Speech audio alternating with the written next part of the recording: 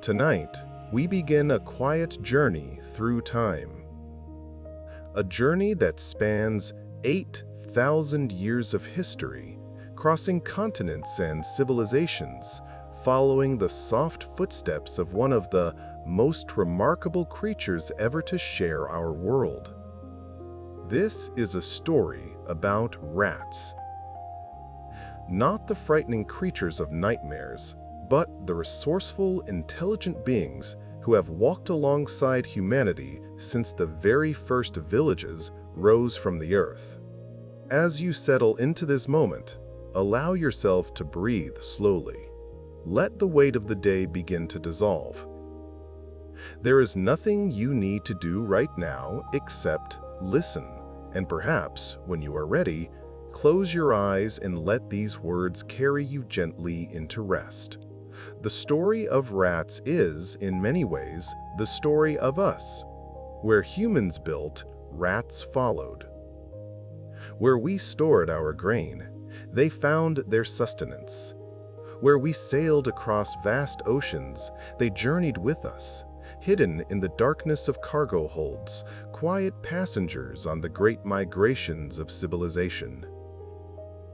They have been with us through empires and plagues, through revolutions and renaissances, through the building of ancient temples and modern skyscrapers. And tonight, we will trace that long, winding path together. The air is still now. Wherever you are, let yourself feel safe and comfortable. The world outside can wait. For the next little while, there is only this story, only these words, only the gentle unfolding of history. Let yourself imagine, for a moment, the world as it was many thousands of years ago. Before cities, before writing, before the wheel, humans lived in small bands moving with the seasons, following the herds they hunted and gathering the wild plants that grew in abundance. The earth was vast and quiet, filled with forests and grasslands, rivers and mountains, stretching endlessly toward the horizon. The nights were dark then, lit only by stars and the occasional fire. The sounds were different too, the calls of wild animals, the rustle of wind through ancient forests, the distant howl of wolves. Humans huddled together in small camps, finding safety in numbers, telling stories around flickering flames as the darkness pressed close around them. In this ancient world, rats lived their own quiet lives, far from humans. They dwelt in burrows beneath the soil, in the dense undergrowth of forests, in the rocky crevices of hillsides. They were wild creatures then, part of the great tapestry of life that covered the earth, neither feared nor particularly noticed by the humans who shared their world. These early rats were different from the urban rats we know today. They lived in natural habitats, eating seeds and insects, roots and fungi. They dug their burrows in soft earth, creating networks of tunnels where they could shelter from predators and raise their young in safety. Their lives were simple and ancient, unchanged for millions of years. The ancestors of modern rats have existed for millions of years, evolving alongside countless other species in the great story of life on Earth. They survived ice ages and warm periods, the rise and fall of countless other species, the slow drift of continents across the face of the planet. They were survivors, even then, shaped by the relentless pressure of natural selection into hardy, adaptable creatures. But something was beginning to change. Slowly, over countless generations, humans were discovering a new way to live. In the Fertile Crescent of the Middle East, In the valleys of great rivers and in scattered places across the globe, people began to plant seeds. They learned that if they scattered grain upon the earth in spring, they could harvest a bounty in autumn. This was the beginning of agriculture, the dawn of farming, and it would change everything. The transition from hunting and gathering to farming did not happen overnight.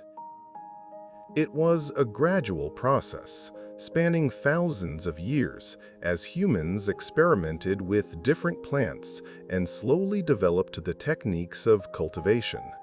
Wild grasses were domesticated into wheat and barley. Wild legumes became lentils and chickpeas.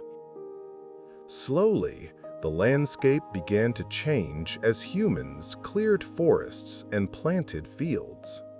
This agricultural revolution was perhaps the most significant transformation in human history. It allowed populations to grow beyond what hunting and gathering could support. It led to the development of permanent settlements, then villages, then towns, then cities. It made possible the accumulation of wealth, the specialization of labor, the development of writing and mathematics, and all the other innovations that would define civilization. As you listen, let your breathing become slower and deeper. Feel the gentle rise and fall of your chest. There is no rush here. Time moves slowly in this story, as it did in those ancient days. With agriculture came something new: surplus. For the first time in human history, people could grow more food than they needed to eat immediately. They built granaries, simple structures of mud and stone, to store their precious grain through the long winter months. Villages grew larger as people settled in one place, no longer needing to wander in search of food. These first granaries were modest structures. Thick walls of sun-dried mud brick kept the grain cool and dry. Small doorways allowed access for humans, but, in theory, kept out pests. The grain inside represented weeks or months of work, the difference between survival and starvation. It was precious beyond measure. The people who built these early granaries took pride in their construction. They knew that the survival of their families depended on protecting this stored food. They sealed cracks with mud, reinforced walls, and built their storage structures with care. But they were contending with an adversary they did not fully understand. And in the darkness of those early granaries, something stirred. The rats had found the villages. It is difficult to know exactly when rats first discovered the bounty of human settlements. Perhaps it was a single curious rat venturing out from its burrow one night, following an unfamiliar scent on the breeze. Perhaps it found a basket of grain left carelessly near the edge of a village, spilled seeds glinting softly in the moonlight. That first rat would have eaten its fill and returned to its family, and soon more rats would have followed. Imagine that moment, if you will. The silence of a prehistoric night, broken only by the whisper of wind through the grasses. A small creature, nose twitching, whiskers trembling, approaching something it has never encountered before, a human dwelling. The scent of grain is overwhelming, irresistible. The rat creeps closer, every sense alert for danger. It finds a gap in the wall, a space between the mud bricks just wide enough to squeeze through. And inside, it discovers a treasure beyond anything it has ever known. Mountains of grain, more food than this small creature has ever seen in one place. The scent is intoxicating, the abundance almost incomprehensible. The rat eats until its stomach is full, then eats a little more.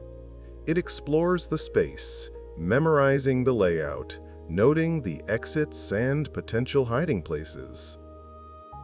Then, as dawn approaches, it slips back out through the gap in the wall and returns to its burrow, carrying the memory of paradise. This was the beginning of a relationship that would last for millennia. The species we know today as the brown rat, or the Norway rat, and the black rat, sometimes called the roof rat or ship rat, both have their origins in Asia. The black rat likely came from the Indian subcontinent and Southeast Asia, while the brown rat originated in the cooler regions of northern China and Mongolia. These two species would eventually spread across the entire world, but that journey would take thousands of years. The black rat, Rattus rattus in scientific terminology, is the older companion of the two. It is smaller than the brown rat, with a more slender body, larger ears, and a longer tail. Its fur is typically dark gray or black, though it can vary. The black rat is an excellent climber, able to scale walls, run along ropes, and nest in the upper stories of buildings. This agility would prove crucial in its relationship with humans. In the wild, black rats lived in forests, nesting in trees and feeding on fruits, seeds, and insects. Their climbing ability, so useful in the urban environment, evolved to help them navigate the three-dimensional world of the forest canopy. When they encountered human buildings, they found structures that were not so different from the trees of their ancestral home. The brown rat, Rattus norvegicus, is larger and more robust. Its fur is coarse and brown or gray, and its ears are smaller in proportion to its body. The brown rat is a powerful swimmer and a skilled burrower, more at home on the ground than in the heights. It would come to dominate in temperate climates around the world, though the black rat remains common in tropical regions. Brown rats evolved in the grasslands and forests of northern China, where burrowing provided protection from the harsh winters. Their ability to dig complex tunnel systems, to swim across rivers, and to survive in cold conditions made them well-suited to temperate environments around the world. In those early days, it was the black rat that first found its way into human settlements. The black rat's range extended across South Asia and into the Middle East, overlapping with the regions where agriculture was first developing. As humans built their villages and stored their grain, the black rats were there, ready to take advantage. Let your eyes grow heavy now if they wish. You can continue to listen with your eyes closed, letting the images form gently in your mind. A quiet village at the edge of a river thousands of years ago. Simple houses of mud brick, smoke rising from cooking fires, the soft murmur of voices in a language long forgotten. And beneath the granaries, in the cool darkness of their burrows, the rats settling down to sleep through the heat of the day. In those early days, rats and humans lived in an uneasy proximity. The rats were not welcome guests. They ate the stored grain that humans had worked so hard to harvest, contaminated food supplies, and gnawed through the walls of storage buildings. Yet they were difficult to eliminate, for rats are remarkably adaptable creatures, able to survive in conditions that would defeat many other animals. The villagers tried to protect their grain. They built stronger walls, sealed gaps with mud, set out crude traps. Cats, those other ancient companions of humanity, were valued for their ability to hunt rats. Dogs, too, would chase and kill rats when they could catch them. But the rats persisted, always finding new ways to access the food they needed. The first rat traps were probably simple affairs: pits dug in the ground, boxes propped up with sticks, snares made of plant fiber. These primitive traps caught some rats, but the survivors learned to avoid them. The arms race between humans and rats had begun, and it continues to this day. This conflict between humans and rats is as old as civilization itself. It would continue through every era of human history, a constant struggle that neither side could ever win decisively. Humans would develop new methods of rat control. Rats would adapt and survive. It is a relationship defined by competition, yet also by a strange kind of interdependence. Rats are nocturnal creatures by nature. They rest during the daylight hours and emerge at night to forage, when the world is quiet, and their sensitive whiskers can guide them through the darkness. This pattern served them well in human settlements, allowing them to avoid the people who would have driven them away, moving silently through the village when most humans slept. The nocturnal lifestyle of rats is an ancient adaptation, shared with many other small mammals. For a small creature, the night offers safety. The great predators of the day, the hawks and eagles, cannot hunt in darkness.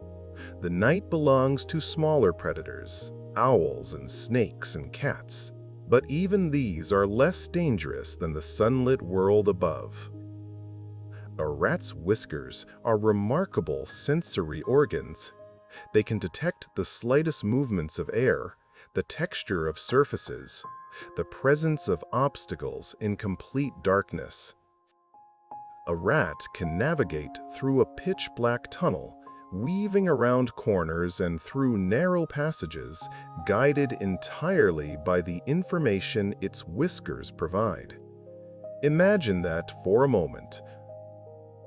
A world perceived not through sight, but through the gentlest touch of hair-thin sensors against the night air. Each whisker is connected to hundreds of nerve endings, sending a constant stream of information to the brain. A rat's whiskers can detect objects before the rat touches them, sensing the disturbance in the air caused by nearby surfaces. They can feel the difference between smooth stone and rough wood, between still air and moving air, between safe passage and dead end.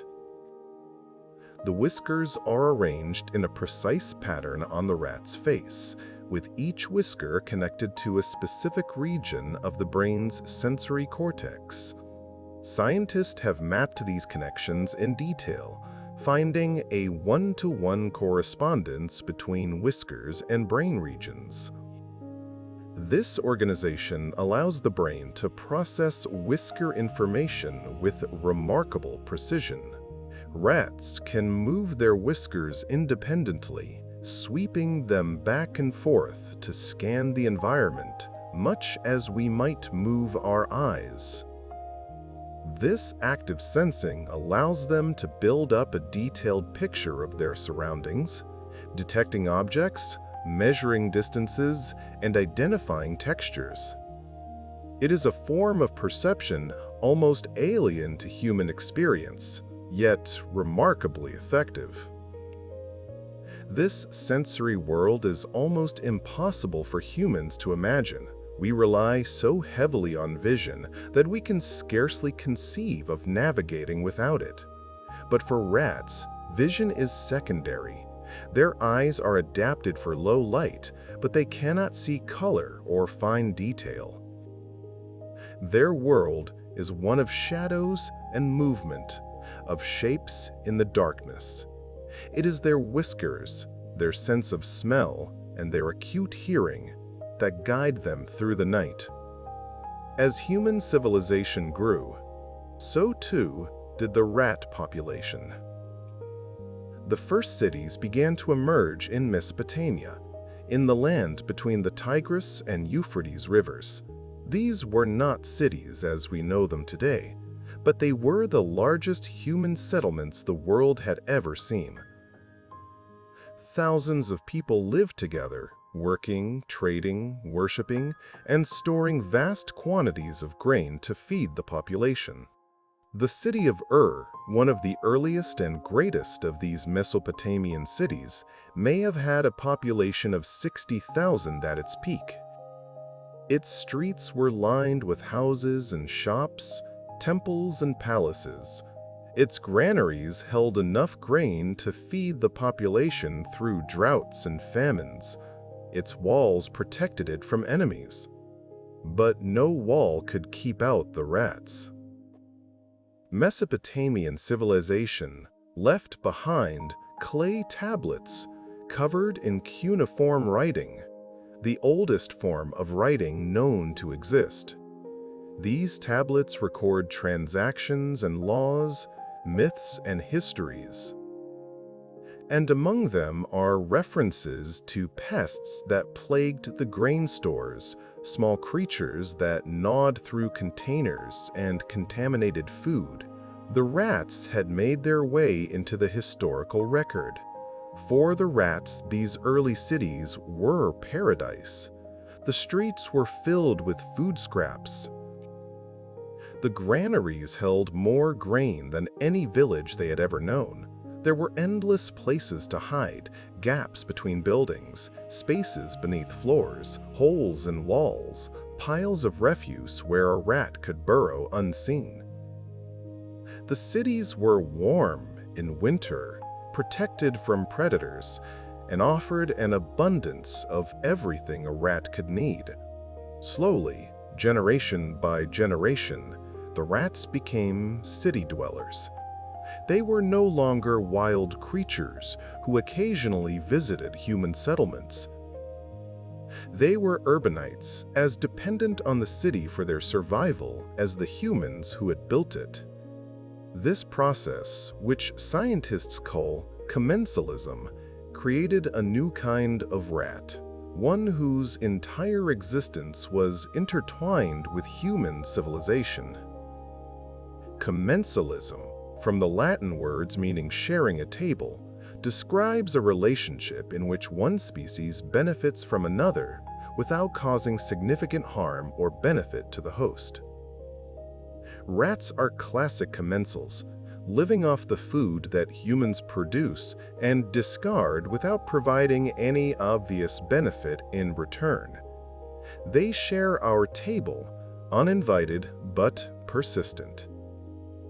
Let your body relax a little more deeply now. Feel the weight of your limbs, the softness of whatever supports you.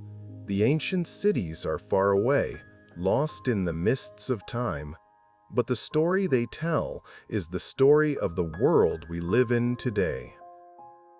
If you are enjoying this calm story so far and would like to gently support this channel, you are warmly invited to leave a like or perhaps subscribe so that more peaceful journeys like this one can continue.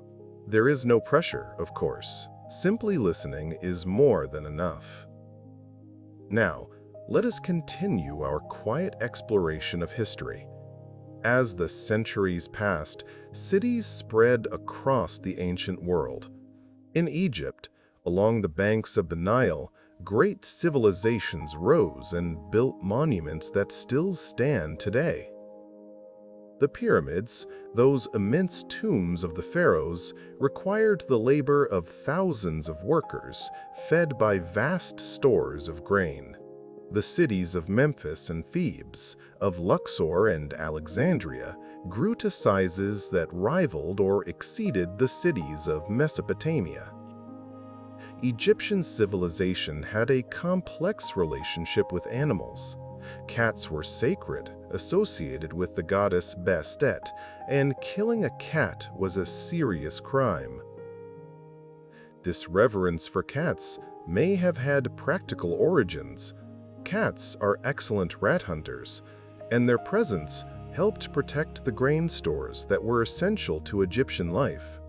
The relationship between cats and humans may have begun precisely because of rats. Wild cats, attracted by the rodents that lived around human settlements, began to tolerate human presence in exchange for easy prey. Over generations, these cats became more comfortable around humans, eventually becoming the domestic cats we know today. In a sense, rats brought cats and humans together. But despite the cats, rats thrived in ancient Egypt. They lived in the granaries and temples, in the houses of nobles and the hovels of peasants. They gnawed at the grain offerings left for the gods and the provisions stored for the afterlife. Mummified rats have been found in Egyptian tombs, perhaps included as food for mummified cats, or perhaps simply rats that died in the tomb and were preserved by the dry desert air. The Egyptians developed various methods to protect their grain. Storage jars with narrow necks made it difficult for rats to enter. Granaries were built on raised platforms with smooth walls that rats could not climb. Cats were kept and encouraged. But still, the rats found ways to survive. In the Indus Valley, in what is now Pakistan and India, another great civilization flourished. The cities of Harappa and Mohenjo-Daro were marvels of urban planning, with grid-pattern streets, sophisticated drainage systems, and standardized brick construction. These cities showed a level of organization and engineering skill that would not be matched for centuries. The Indus Valley civilization also had to contend with rats. Archaeological evidence suggests that rats were common in these cities, living alongside humans in the typical pattern of urban commensalism. The advanced drainage systems may have provided pathways for rats to move through the city, just as modern sewers do today. Archaeologists studying Indus Valley sites have found rat bones mixed with human refuse, evidence of the close proximity in which the two species lived. The rats of Mohenjo-Daro, like the rats of Ur and Memphis, had adapted to urban life, finding niches in the human-built environment where they could thrive. In China, along the Yellow River, the foundations of one of the world's oldest continuous civilizations were being laid. Chinese culture developed extensive knowledge of agriculture, including methods of storing grain and protecting it from pests. Rice, which would become the staple crop of East Asia, required different storage techniques than wheat or barley, but rats were equally attracted to it. Chinese civilization would develop sophisticated approaches to rat control over the centuries. Traps of various designs, natural repellents, and the keeping of cats and ferrets were all employed. Chinese medical traditions also documented diseases that could be transmitted by rats, though the mechanisms of transmission were not understood. Ancient Chinese texts contain references to rats as pests, describing their destructive habits and the difficulties of controlling them. The Chinese zodiac includes the rat as one of its 12 animals, suggesting that rats occupied a significant place in the cultural imagination of ancient China. And in each of these places, rats followed. Wherever humans gathered, Wherever food was stored, wherever cities rose from the earth, rats found a home. Let your thoughts drift now like clouds across a gentle sky. There is no need to remember every detail. Just let the story flow through your mind, carrying you toward rest. The ancient world was vast and varied, home to countless cultures and civilizations. In the Americas, great civilizations arose independently, without contact with the Old World. The Mayans, the Aztecs, the Incas all built impressive cities and stored their harvests in granaries. But these New World civilizations had no rats. At least, not the species we have been discussing. The rats of the Old World had not yet crossed the oceans. Their time would come, but not for many centuries yet. For now, they remained confined to Europe, Asia, and Africa, spreading slowly through the networks of trade and migration that connected the ancient world. The Americas had their own rodents, of course. Pack rats, wood rats, and various other species lived throughout North and South America. But these were different creatures, with different habits, and they did not have the same relationship with humans that Old World rats had developed. The black rat, smaller and more agile than its brown cousin, was particularly adept at climbing. It could scale the walls of granaries, run along the beams of rooftops, and nest in the upper stories of buildings. This ability would prove crucial in the next chapter of the rat's global expansion. Humans had begun to sail. The first boats were simple craft, logs bound together or hollowed-out canoes used to cross rivers and fish in shallow coastal waters. But over time, humans learned to build larger vessels, ships capable of carrying cargo across open water. Trade routes began to connect distant cities, and with the trade goods came stowaways. The Mediterranean Sea became a highway for trade. Egyptian grain fed the cities of Greece. Phoenician merchants carried goods from one end of the sea to the other. Greek colonies spread along the coasts, from Spain to the Black Sea, and everywhere the ships went, rats traveled with them. The Phoenicians, those master sailors of the ancient world, established trading posts throughout the Mediterranean.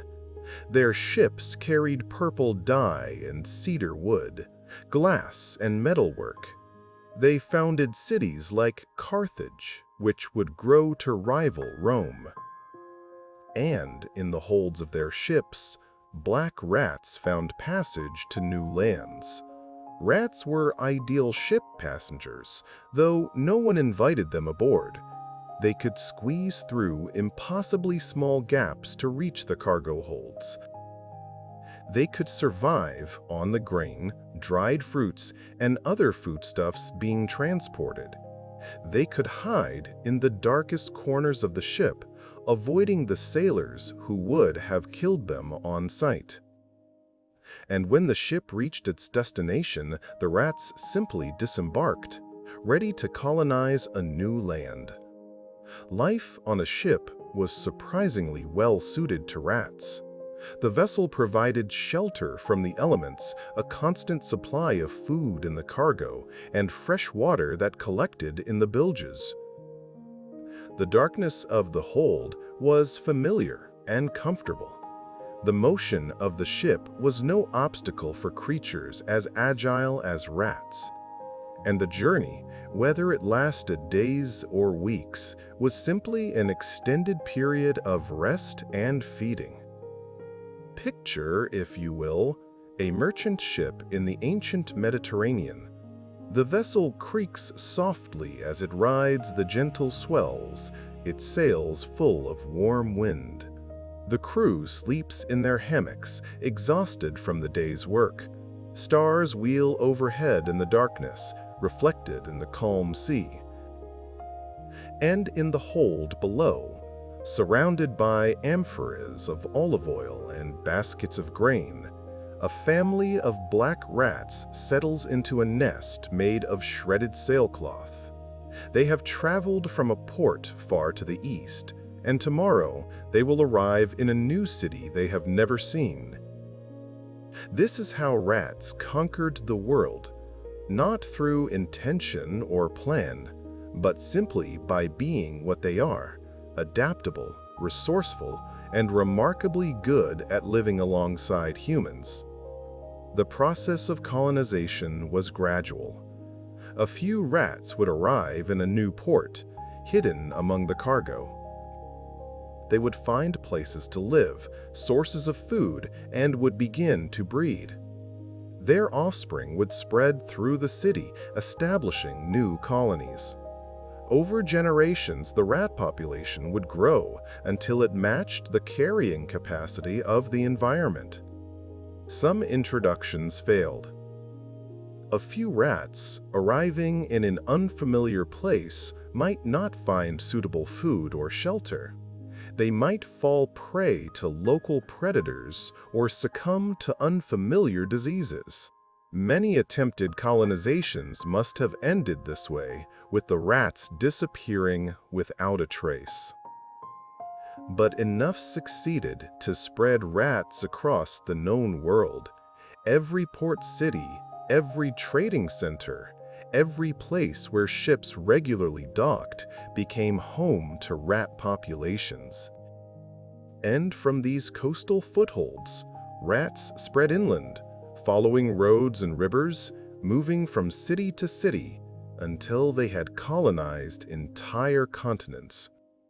The spread was not random. Rats followed the paths of human commerce and migration.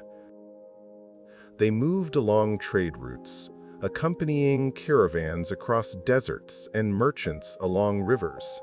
They colonized cities before villages, ports before inland towns. The map of rat distribution in the ancient world was a map of human civilization itself. Let your body sink deeper into rest now. Feel the mattress or chair supporting you, holding you safely. There is nothing to worry about in this moment. Just the sound of these words, the quiet story of small creatures making their way through history. By the time of the Roman Empire, rats had spread throughout the Mediterranean world. They lived in the great cities of Rome, Athens, Alexandria, and Carthage. They scurried through the streets of provincial towns and military outposts. They nested in the walls of temples and palaces, taverns and tenements. Rome, at its height, was a city of over 1 million people, the largest city the world had ever seen. Its streets were crowded with merchants and slaves, soldiers and senators. Its markets sold goods from every corner of the empire: grain from Egypt, wine from Gaul, silk from the distant east. Its granaries held enough food to feed the population, and its sewers, the famous Cloaca Maxima, carried waste out of the city and into the Tiber River. The Cloaca Maxima, which means greatest sewer, was one of the engineering marvels of the ancient world. Originally built to drain the marshes where Rome was founded, it grew over centuries into a vast system of tunnels beneath the city. Some sections were large enough to drive a cart through. It is still in use today, more than 2,000 years after its construction. The sewers of Rome were an engineering marvel, tunnels of stone large enough for a person to walk through. They drained the marshes where the city was built and carried away the waste of 1 million inhabitants. But they also provided an ideal habitat for rats: dark, moist, full of organic matter, and connected to buildings throughout the city. This was perhaps the first great sewer rat population in history. The rats that lived in the Roman sewers had found a habitat that would be replicated in cities around the world for millennia to come. They were the ancestors, in a sense, of all the sewer rats that would follow. The Romans were not fond of rats naturally. They tried various methods to control them, from cats to traps to poisons. Roman texts mention various approaches to pest control, including the use of weasels and ferrets, the spreading of repellent herbs, and the construction of rat-proof storage containers.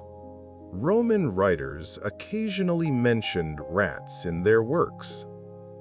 Pliny the Elder, that great cataloger of the natural world, wrote about the dangers of rat-contaminated food. Other writers mentioned rats as nuisances, as pests that plagued granaries and homes. The rat was a familiar part of Roman life, unwanted but unavoidable. But the rats persisted, as they always have. Their populations rose and fell with the fortunes of the cities they inhabited, but they never disappeared. When Rome fell and the great cities of the ancient world declined, the rats remained. They adapted to the smaller, quieter settlements of the early medieval period.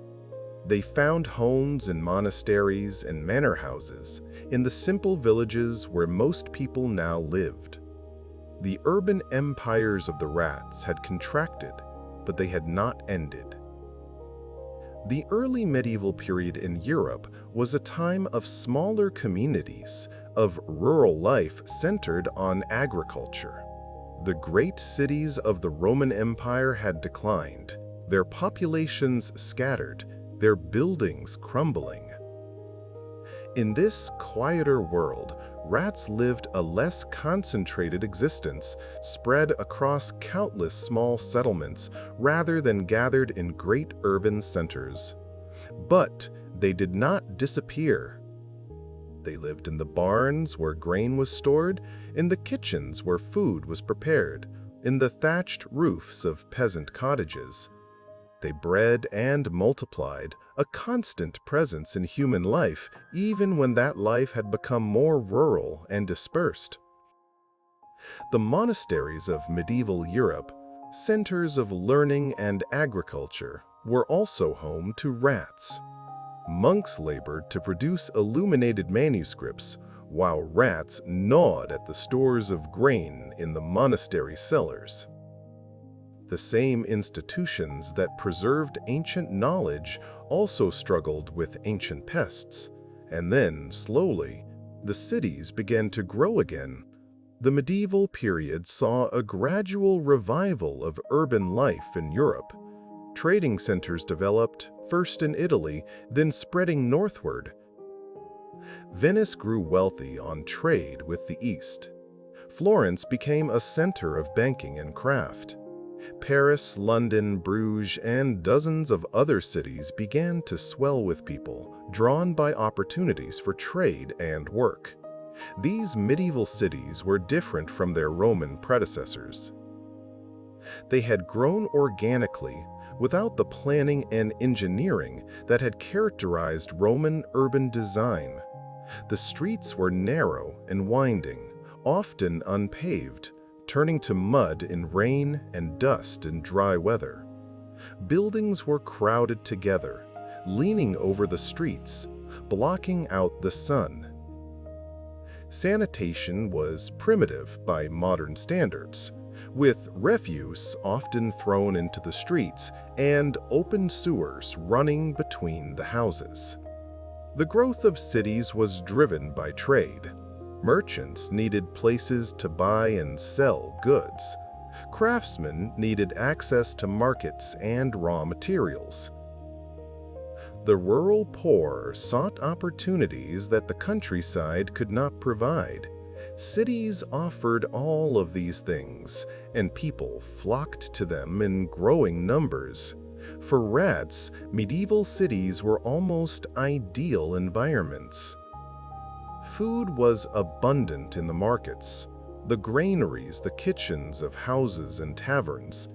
The dense construction provided endless hiding places and nesting sites. The lack of effective pest control meant that rat populations could grow largely unchecked. Consider a medieval city like London in the 14th century. The city was home to perhaps 50,000 people, crowded within the ancient Roman walls. The streets were narrow and dark, overhung by buildings that almost touched at their upper stories. The Thames River flowed through the city, its banks lined with wharves and warehouses. Churches and monasteries rose above the wooden houses, their stone walls offering some protection from the fires that regularly swept through the city. In this crowded, bustling world, rats thrived. They lived in the warehouses along the river, in the cellars beneath the taverns, in the walls of houses and shops. They ran through the narrow alleys at night, feeding on the garbage that littered the streets. They were everywhere, a constant presence that Londoners had simply learned to accept. The lanes and alleys of medieval London were filled with the refuse of daily life. Butchers threw offal into the streets. Tanners discarded foul-smelling waste. Households emptied chamber pots from upper windows. For rats, this was a feast, an endless supply of food scattered across every corner of the city. Similar scenes played out in cities across Europe. In Paris, in Venice, in Prague and Vienna, in the great trading cities of the Hanseatic League, rats were a fact of urban life. They were pests, certainly, but they were also familiar, almost expected. A city without rats would have been as strange as a city without dogs or cats. Let us pause here for a moment to let these images settle into your mind. The narrow streets of a medieval city, lit by the flickering glow of torches and candles, the sounds of the night, distant voices, the bark of a dog, the creaking of wooden signs in the wind. And in the shadows, barely seen, the quick movement of small dark shapes going about their nightly business. Breathe deeply and let yourself relax. The past is far away, and you are safe in the present moment. The story continues, but there is no hurry. Let the words carry you at their own pace. Let us pause here for a moment to consider the nature of the rat itself. What makes these creatures so successful, so enduring, so capable of thriving in environments that would challenge many other species? Rats are, first and foremost, remarkably intelligent. In laboratories, they have demonstrated abilities that surprise even the scientists who study them. They can learn complex tasks, remember solutions to problems, and even show something that looks very much like regret when they make a poor decision. They can navigate mazes with astonishing speed and accuracy, building mental maps of their environment that allow them to find the shortest path to food or safety. This intelligence is not a recent development. It is the product of millions of years of evolution, shaped by the challenges of survival in a dangerous world. Rats that could learn quickly, remember what they had learned, and adapt to changing conditions were more likely to survive and reproduce. Over countless generations, natural selection honed the rat's cognitive abilities to a remarkable degree. The rat brain, though small, is surprisingly sophisticated. It contains structures analogous to those found in human brains, including a well-developed hippocampus, the region associated with memory and spatial navigation. Studies of rat brains have contributed enormously to our understanding of how memory works, how we navigate through space, and how learning occurs at the neural level. The prefrontal cortex of the rat, while much smaller than a human's, performs similar functions: planning, decision-making, and impulse control. Rats with damage to this region make poorer decisions and have more difficulty controlling their behavior. This parallel with human brain function has made rats valuable subjects for research on decision-making and addiction. Rats can learn through observation, watching other rats and imitating their behavior. They can learn through trial and error, trying different approaches until they find one that works. They can even learn through reasoning, solving problems that they have never encountered before by applying general principles they have learned from past experience. One famous experiment demonstrated rats' problem-solving abilities by presenting them with a puzzle box that could only be opened by pressing a lever, then pulling a string, then pushing a button in sequence. Rats learned this complex sequence through trial and error, and some particularly clever individuals discovered shortcuts that even the experimenters had not anticipated. This intelligence serves them well in the wild, or rather, in the urban environments that have become their wilderness. A city is a maze of extraordinary complexity with countless paths, obstacles, and opportunities. A rat that can learn quickly, remember what it has learned, and adapt to changing conditions will thrive where a less flexible creature would fail. Rats are also highly social animals. They live in groups, often called colonies or mischiefs, and they maintain complex social relationships within these groups. They recognize other individual rats and remember their interactions with them. They share food with hungry companions and warn each other of danger. Young rats learn from older ones, picking up knowledge about safe paths, food sources, and threats. The social structure of a rat colony is fascinating to observe. There are dominant individuals and subordinate ones, and their relationships are constantly negotiated through a variety of behaviors. Dominant rats have priority access to food and mates, but they also bear the stress of maintaining their position. Subordinate rats may have fewer immediate resources, but they avoid the conflicts that dominance must engage in. Dominance in rat colonies is established through ritualized behaviors rather than serious fighting. Rats will posture, push, and wrestle, but actual injury is rare. The loser of a dominance contest will adopt a submissive posture, lying on its back and exposing its vulnerable belly, and the winner will typically back off. This system allows social hierarchies to be established and maintained without the costs of serious injury. Rats communicate with each other through a variety of channels. They make sounds, including ultrasonic vocalizations, that are too high-pitched for human ears.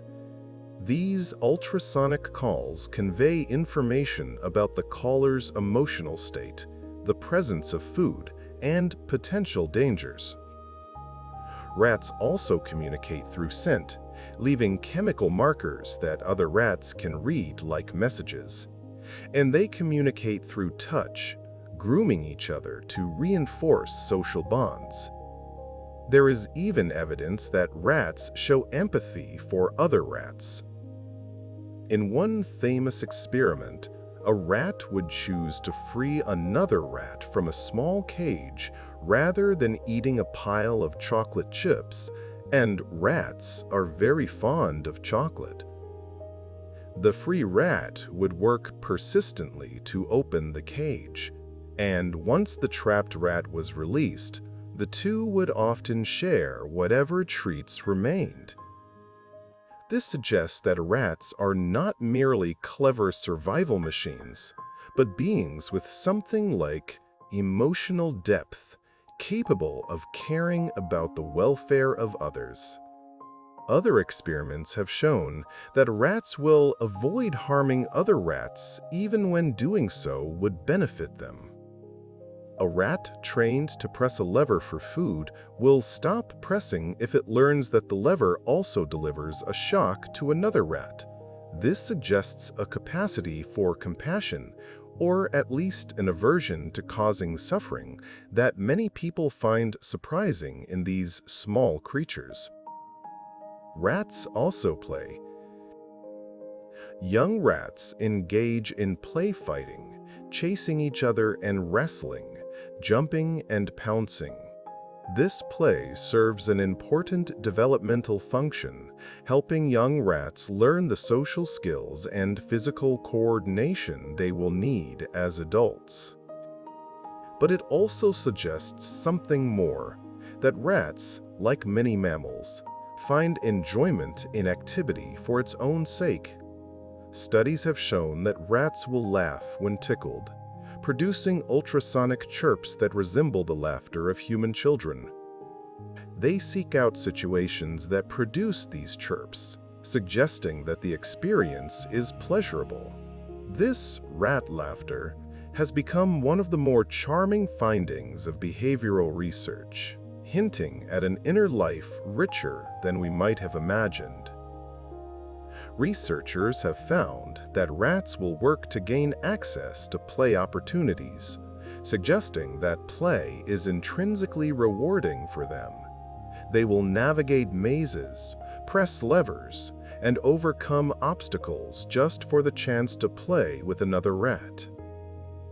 This drive to play, which serves no immediate survival function, hints at the complexity of rat motivation and psychology.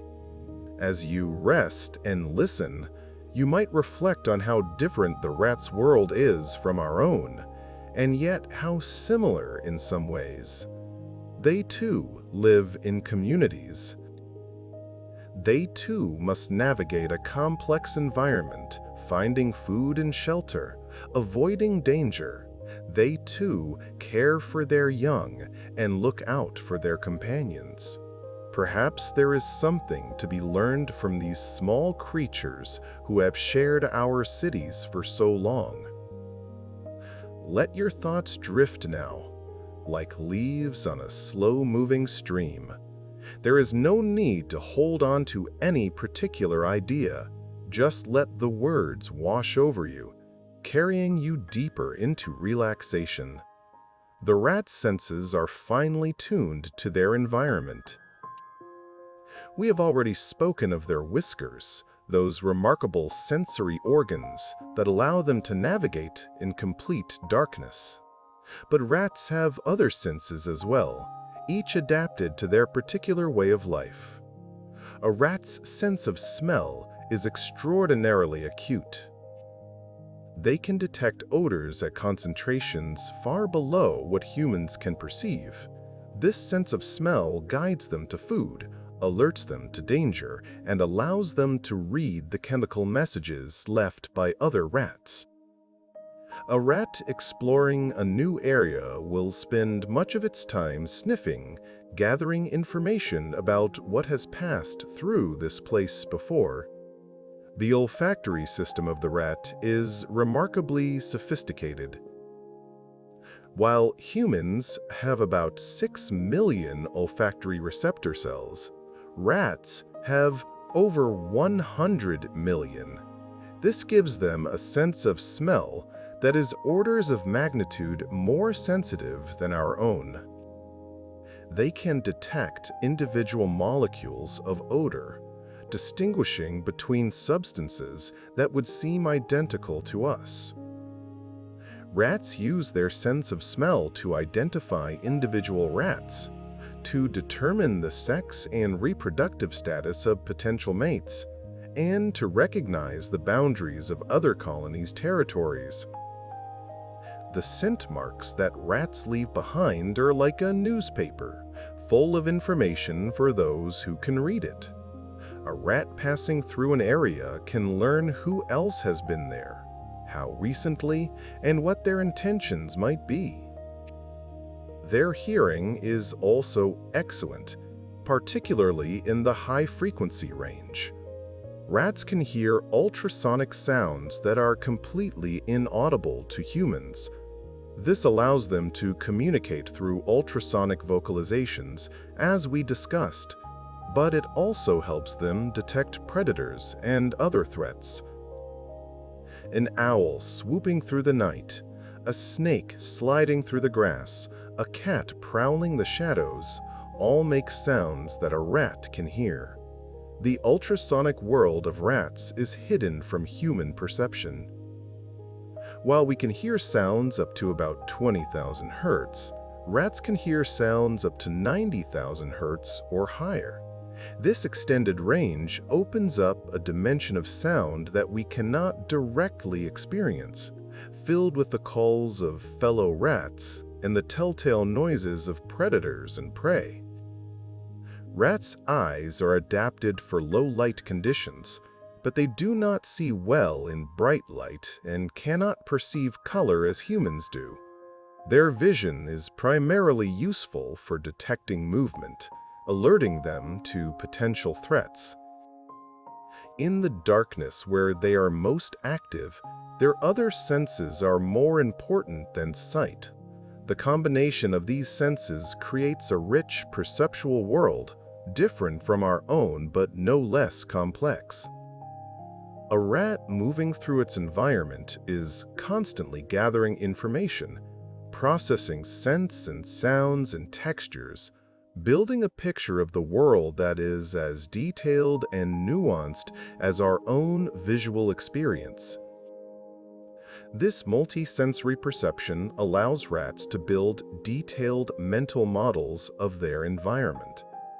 They know not just what a place looks like, but how it smells, what sounds are typical there, and how surfaces feel beneath their feet. These rich representations allow them to navigate confidently, even when conditions change or when some sensory information is unavailable. Now we come to a darker chapter in the history of rats and humans, though we will approach it calmly, as we have everything else. For rats have been associated with one of the most devastating events in human history, the plague.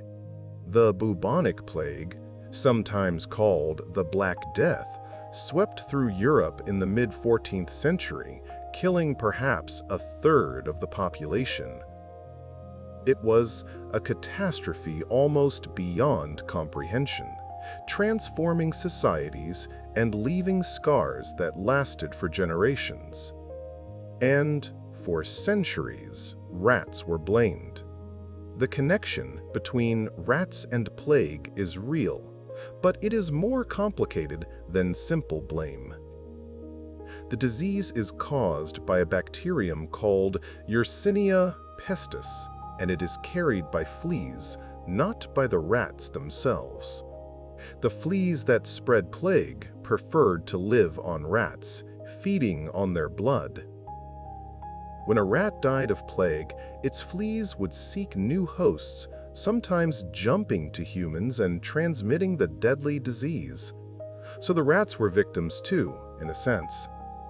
They died in enormous numbers during plague outbreaks, their small bodies scattered in streets and buildings. The disease was as fatal to them as it was to humans. They did not cause the plague, they were simply part of the cycle by which it spread. The plague bacterium, Yersinia pestis, originated in Central Asia, probably in the wild rodent populations of the steppes. It had likely been causing periodic outbreaks for thousands of years before it reached Europe. The bacterium can persist in wild rodent populations indefinitely, occasionally spilling over into human communities when conditions allow. In the wild rodent populations of Central Asia, plague exists in a state of equilibrium. The rodents have evolved some resistance to the disease, and outbreaks come and go without causing complete extinction. But when the bacterium encounters new populations, whether of rodents or humans, that lack this evolved resistance, the results can be catastrophic. The Black Death arrived in Europe in 1347, carried on ships from the east.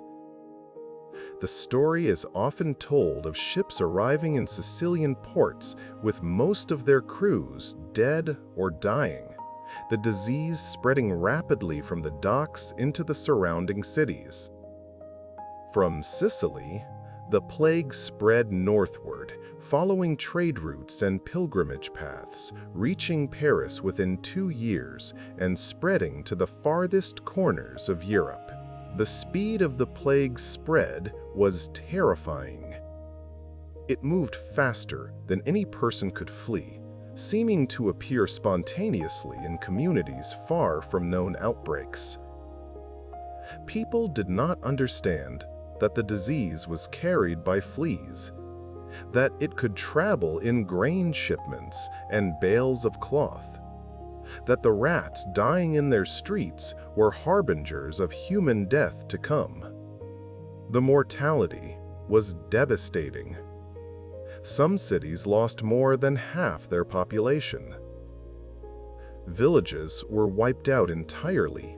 The social fabric of medieval Europe was torn apart as people fled from infected areas, as normal economic activity ceased, as the institutions that held society together struggled to cope with the scale of the disaster.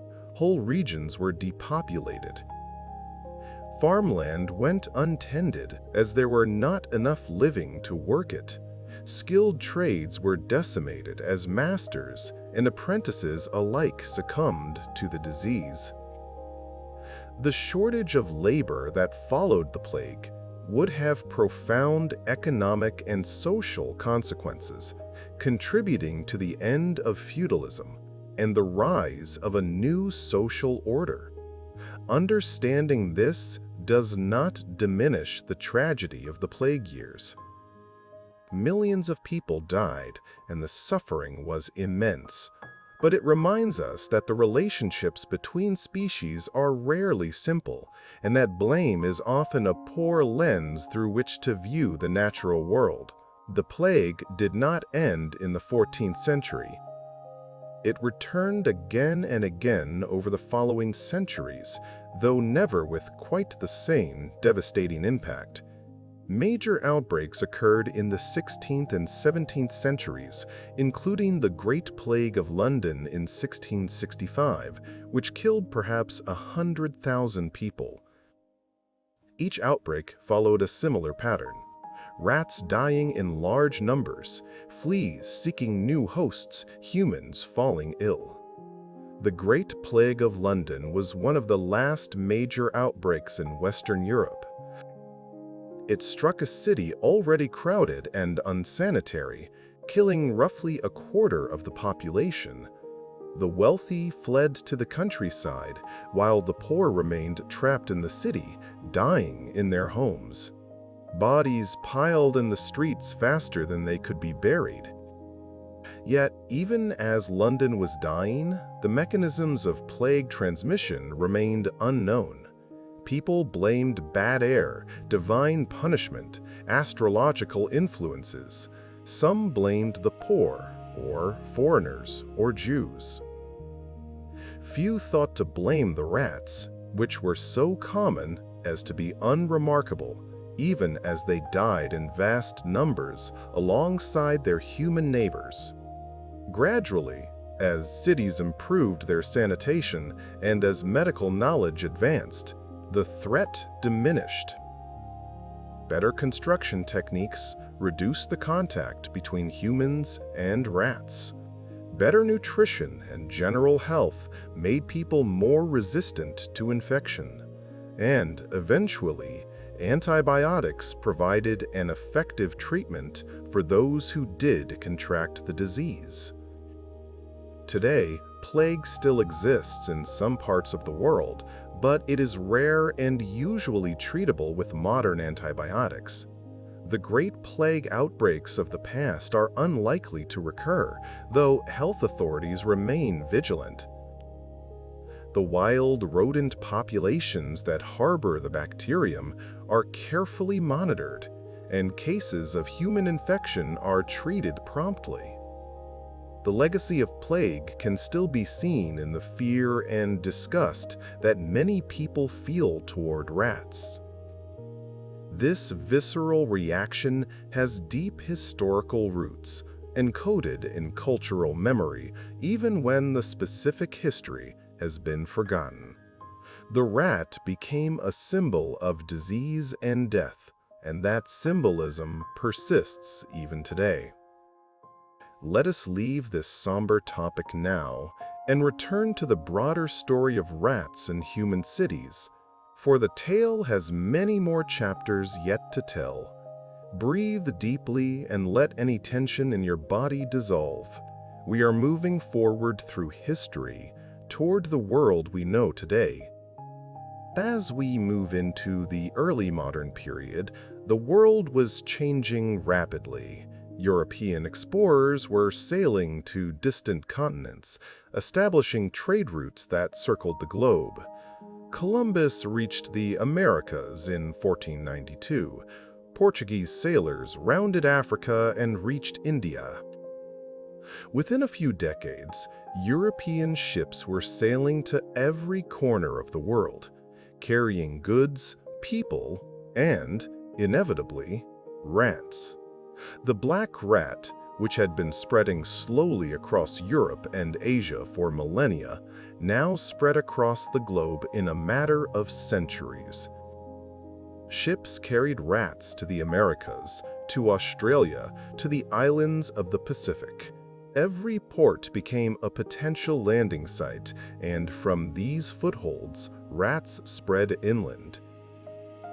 The age of exploration was also an age of biological exchange, as species from different continents encountered each other for the first time. Plants, animals, and diseases moved between the Old World and the New. Rats were part of this great exchange, one of the most successful of all the invasive species that European ships carried to new lands. The Americas, which had been free of Old World rats for all of human history, were now colonized. Rats arrived with the first European ships and spread rapidly through the colonial settlements. They found the New World as hospitable as the Old, with abundant food and few natural predators that knew how to hunt them. Within a few generations, rats were established from Canada to Argentina. The indigenous peoples of the Americas had their own rodent pests, but nothing like the aggressive, adaptable rats that arrived on European ships. The introduction of rats added another burden to communities already devastated by disease, warfare, and dispossession. The introduction of rats to new environments often had devastating effects on native wildlife. Island ecosystems, in particular, were vulnerable. Many island species had evolved without mammalian predators and had no defenses against rats. Ground-nesting birds, unable to protect their eggs from rat predation, declined rapidly. Native rodents were outcompeted or killed. Entire ecosystems were transformed by the arrival of these small invaders. On islands throughout the Pacific, Species that had evolved in isolation for millions of years were suddenly confronted with an efficient predator they had never encountered. Birds that nested on the ground lost their eggs and chicks. Insects and small reptiles were eaten. The ecological fabric of these islands was torn apart, and many species went extinct. The brown rat, which had remained largely confined to Asia for thousands of years, began its own global expansion during this period. It is believed to have reached Europe in the early 18th century, probably traveling overland from Russia or arriving on ships from the east. The brown rat was larger and more aggressive than the black rat, and in many places, it displaced its smaller cousin. This displacement was gradual but inexorable. Where brown rats arrived, black rat populations declined. The brown rat was better suited to life at ground level, in burrows and sewers, while the black rat preferred higher locations, in attics and rooftops. In temperate climates, the brown rat had a significant advantage, and it eventually became the dominant species in most of Europe and North America. The competition between brown and black rats is not always direct. They tend to partition the environment, with brown rats occupying ground level and below, while black rats occupy higher areas. But where resources are limited, the larger, more aggressive brown rat tends to win out. Today, black rats are largely confined to tropical and subtropical regions, while brown rats dominate in temperate zones. Today, the brown rat is found on every continent except Antarctica. It lives in the tropical cities of Southeast Asia and the frozen ports of Scandinavia. It thrives in the wealthy neighborhoods of developed nations and the slums of the developing world. It may be the most successful mammal on Earth, after humans themselves. How did the brown rat achieve this extraordinary success? Many of the same qualities we discussed earlier play a role: intelligence, adaptability, social cooperation. But there are other factors too. Brown rats are prolific breeders. A female can produce several litters per year, with each litter containing up to a dozen or more pups. The young rats mature quickly and can begin breeding themselves within a few months. Under favorable conditions, a small population of rats can explode into a vast colony in a remarkably short time. A single pair of rats, given unlimited food and no mortality, could theoretically produce millions of descendants in just a few years. Of course, conditions are never that favorable. Food is limited, predators and disease take their toll, and competition keeps populations in check. But even under realistic conditions, rat populations can grow with astonishing speed when resources are abundant. This reproductive potential is one of the rat's greatest strengths. Even when human control efforts kill 90% of a rat population, the survivors can replenish their numbers within a year or two. The war against rats is like trying to empty the ocean with a bucket. No matter how hard we work, the tide keeps coming in. Brown rats are also dietary generalists. They will eat almost anything that provides nutrition: grain, fruit, vegetables, meat, fish, insects, garbage, even in desperate circumstances, each other. This flexibility means they can survive in environments where more specialized feeders would starve.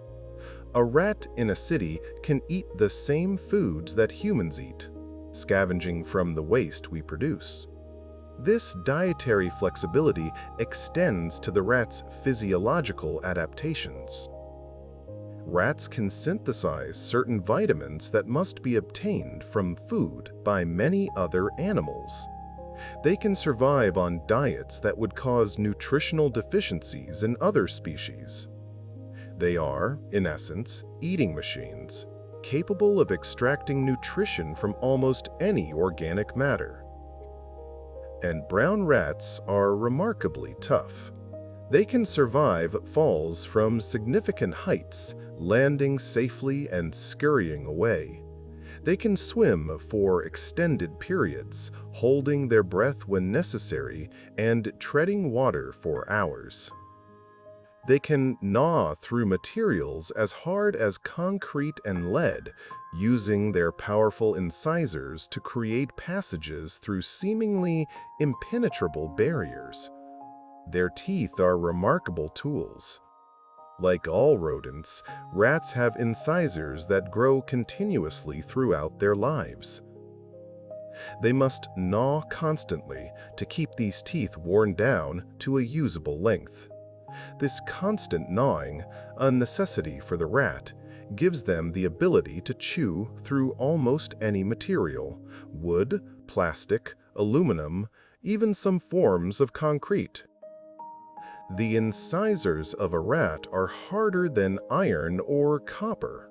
They grow at a rate of about 4 to 5 inches per year, requiring constant gnawing to keep them at a functional length. This gnawing behavior, which can be so destructive in an urban context, is simply a basic biological necessity for the rat. Picture a brown rat, if you will. About 8 to 10 inches long, not counting the tail, with coarse brown or gray fur and small dark eyes. Its ears are rounded, its snout is blunt, and its tail is thick and scaly. It is not a beautiful animal by human standards, but there is a certain rugged practicality to its form, a sense of a creature perfectly designed for survival. The tail, often considered the least appealing feature of the rat, serves important functions. It helps with balance, acting as a counterweight when the rat climbs or runs. It helps regulate body temperature, as blood vessels near the surface of the tail can release excess heat. And it provides tactile information, another sense organ adding to the rat's awareness of its environment. Let your body relax even more deeply now. Feel the weight of your limbs, the gentle support beneath you. The story flows on, carrying you toward rest. As the modern era dawned, cities grew to sizes never before seen in human history. The Industrial Revolution drew millions of people from the countryside into rapidly expanding urban centers. Factories needed workers, and workers needed housing, food, and all the other necessities of life. Cities that had been home to tens of thousands swelled to hundreds of thousands, then millions. London, which had perhaps 600,000 inhabitants in 1700, had over 6 million by 1900. New York, a small colonial town in 1700, had become one of the largest cities in the world. Paris, Berlin, Vienna all grew enormously during the 19th century, and in each of these cities, rat populations grew as well. The Industrial Revolution transformed not just the size of cities, but their nature. Factory districts arose, crowded with workers and belching smoke. Tenement housing packed families into tiny, unsanitary apartments. Railways and canals connected cities to each other, accelerating the movement of goods and people. And rats adapted to all of it. The Industrial Revolution created both challenges and opportunities for urban rats. On one hand, there was more food than ever before, as the logistics of feeding millions of people generated enormous amounts of waste. On the other hand, cities were beginning to modernize with better sanitation, more effective pest control, and building practices that made it harder for rats to find shelter. The most significant development for urban rats was the sewer. Ancient cities had drainage systems of various kinds, but the modern sewer network, a vast underground labyrinth of tunnels and pipes, was largely a creation of the 19th century.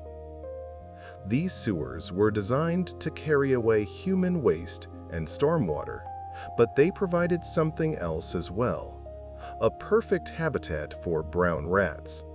The great sewer projects of the 19th century transformed urban life. In London, the Great Stink of 1858, when the smell of the polluted Thames became unbearable, prompted the construction of a massive new sewer system designed by Joseph Bazalgette. Similar projects were undertaken in Paris, in New York, and in cities around the world. These sewers improved public health dramatically, reducing outbreaks of cholera and other waterborne diseases. Bazalgette's sewers were a marvel of Victorian engineering. Over 80 miles of brick-lined tunnels carried waste away from the city to treatment facilities downstream. Pumping stations moved the sewage through the system. The streets above were cleaner, the river less polluted, the air more pleasant. It was a triumph of public health engineering, but they also created a new habitat for rats.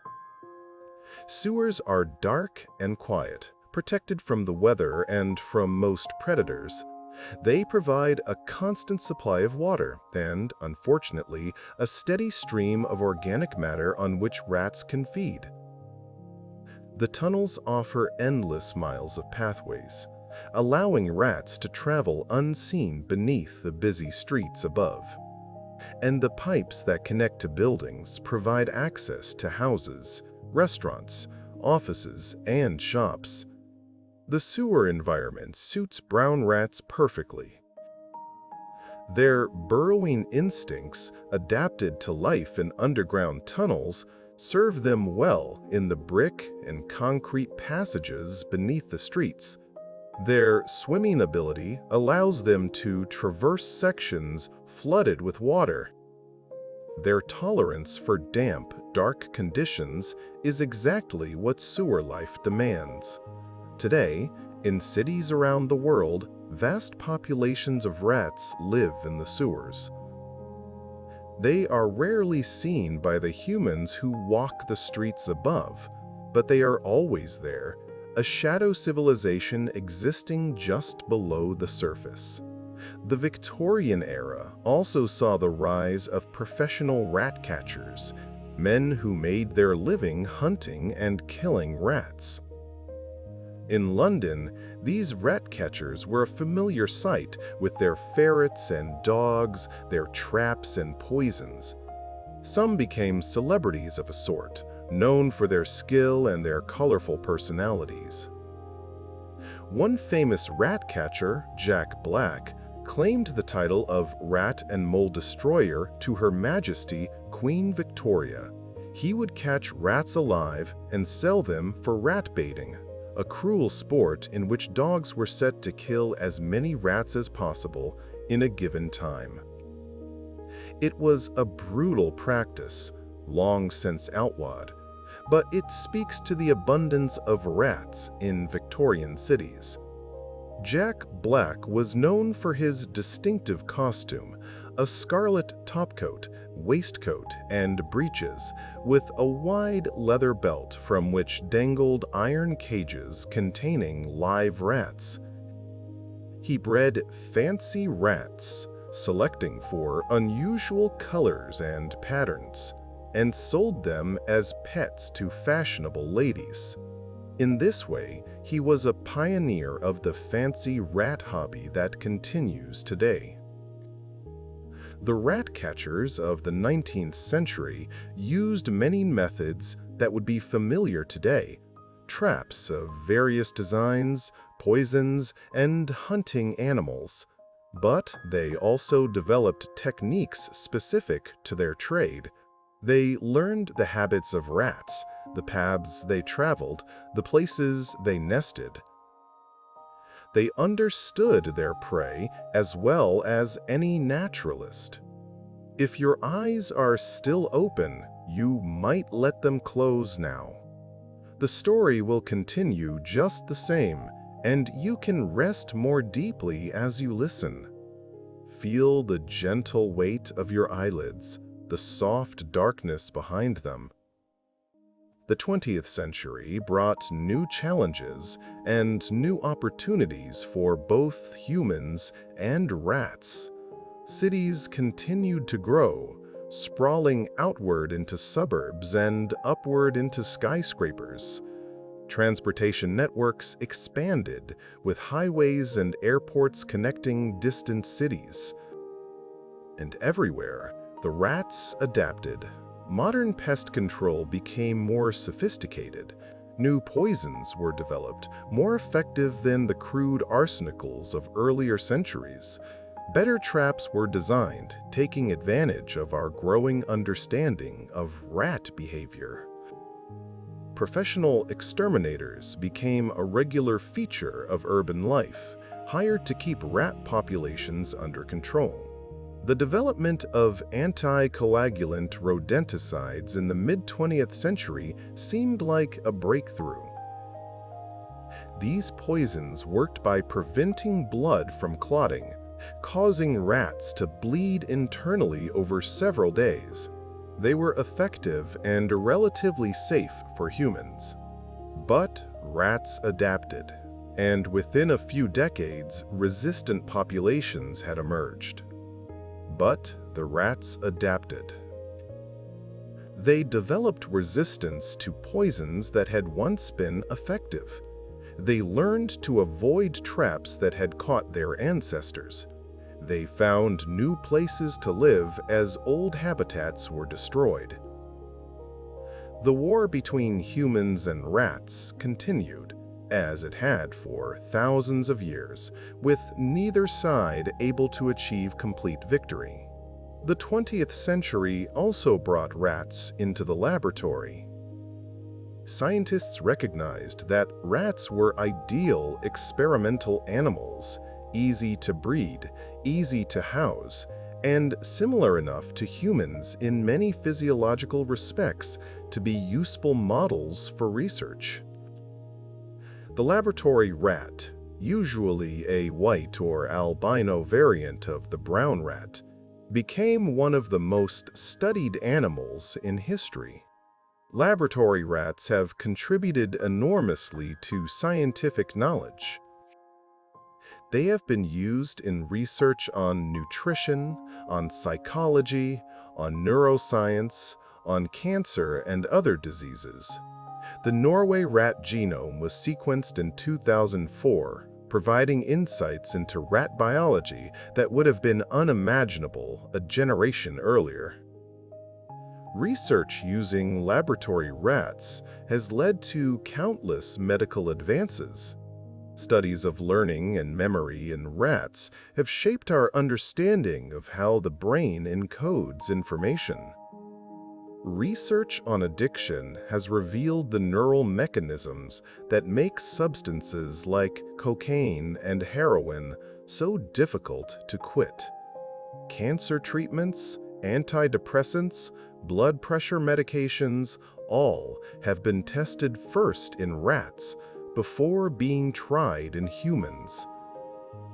Some people have developed affection for laboratory rats.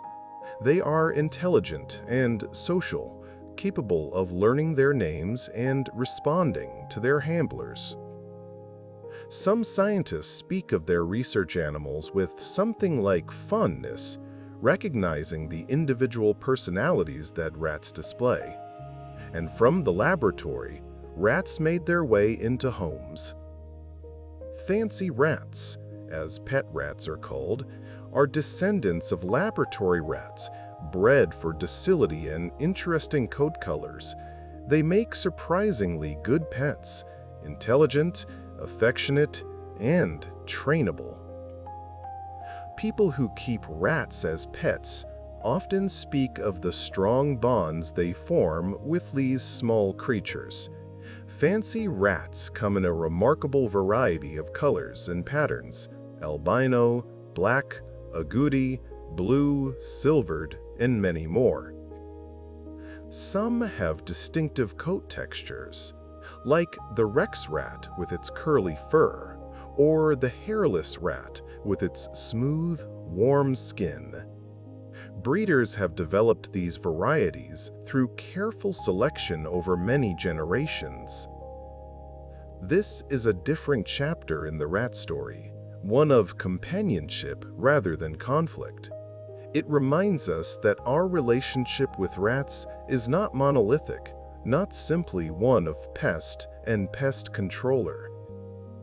There are many ways that humans and rats can relate to each other, and some of them are gentle. Imagine, for a moment, the world beneath a great city at night. The streets above are quiet now, the rush of daytime traffic faded to an occasional passing car. Streetlights cast pools of orange glow on empty sidewalks. Somewhere, a distant siren wails and fades. The towers of the city stand dark against the sky, their windows black, their inhabitants asleep. Below the pavement, in the sewers, the rats are waking. They emerge from their nests in the walls of the tunnels, from burrows dug into the sediment that lines the sewer floor. They stretch and groom themselves, preparing for the night's foraging. The tunnels echo with the soft patter of their feet on stone and concrete, the gentle splashing as they cross shallow streams of water. Some will travel through the sewers for blocks, even miles, following paths they have learned over generations. Others will climb up through pipes and drains, emerging in basements, in alleyways, in the spaces behind restaurants and grocery stores.